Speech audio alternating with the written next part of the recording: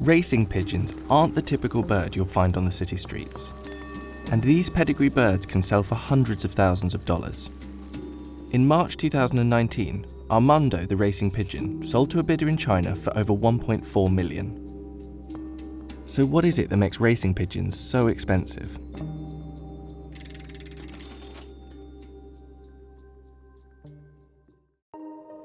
Pigeons are some of the oldest domesticated birds.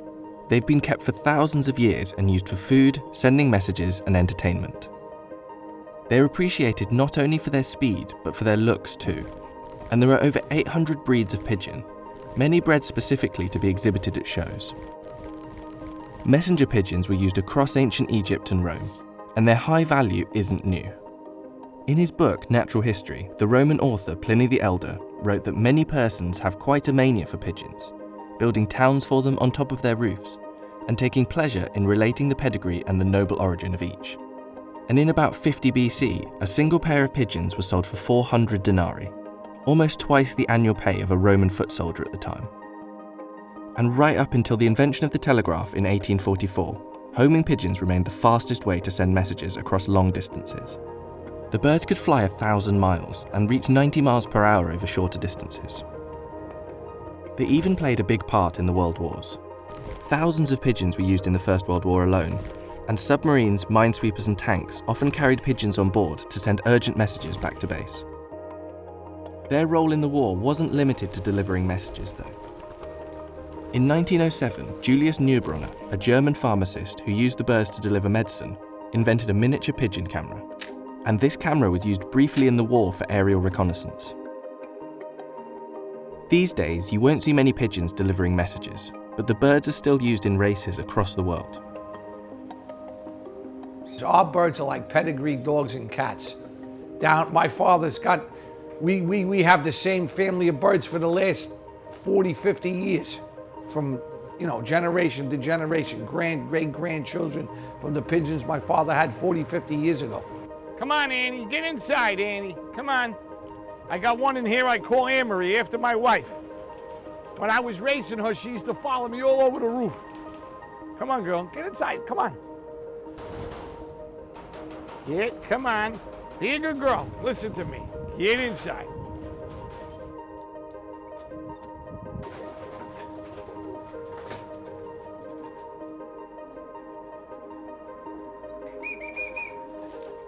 It was a simple thing to have down the garden. It was a way of racing. They used to gamble on them. Whereas if you had horses, took up room, was a lot more involved. You only needed a very small garden, a tiny loft, and you could raise pigeons. Anything else, you couldn't do it. And I think that's why it became so popular. After the war, the sport became a pastime of the working class and affordable to many. But in recent years, it's transformed. Its rising popularity in China and the huge surge in wealth there has led people to invest hundreds of thousands of dollars in the birds, and the prize money for winning some of these races can be equally high.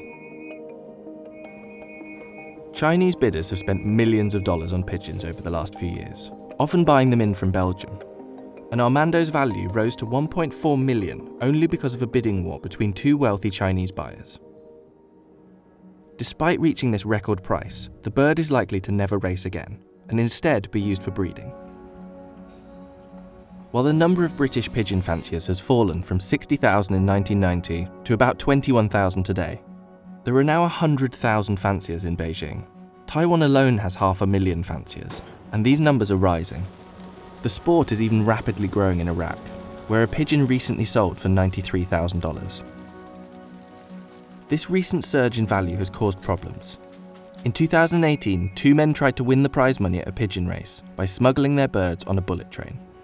And in Taiwan, 5 members of an organised criminal ring were arrested for kidnapping valuable racing pigeons and holding them at ransom. This new expensive world of pigeon racing across Asia has changed the reputation of the sport. And for those with the money to buy the prize winners, these birds are a status symbol. But for those who've been doing it for years, it's not about the money, but the dedication and love of the sport. And nobody can really tell what's going to breed a perfect pigeon. You could pay a fortune for a pigeon. I think there's one been sold in China the chances are it may never breed a decent pigeon. Who knows? Where you could buy 2 pigeons for £10 each, they hit on and they could breed you winner after winner. That's what makes it so fascinating.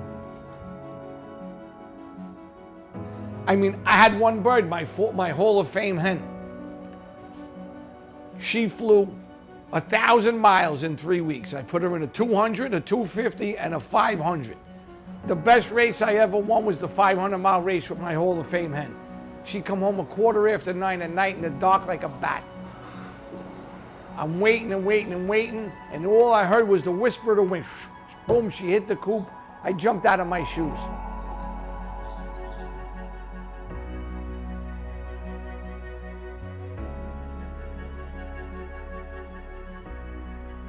Look, see her picking me? She's pecking me. What's the matter, girl? What? You love daddy, huh?